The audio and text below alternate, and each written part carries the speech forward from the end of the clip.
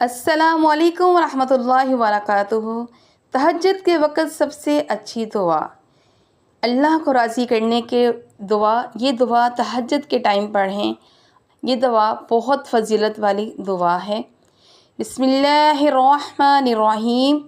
لا الہ الا اللہ وحدہ لا شریک لہ، لہ الملک ولہ الحمد وہو علی کل شیء قدیر، لا حول ولا قوۃ الا باللہ، سبحان اللہ والحمد للہ ولا الہ الا اللہ واللہ اکبر، اللہم صلی علی محمد وعلی آل محمد۔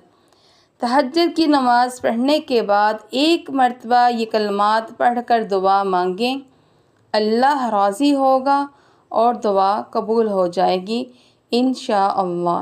اس عمل کو کریں، دعاؤں میں ہمیں بھی یاد رکھیے گا۔ بہت شکریہ، اللہ حافظ۔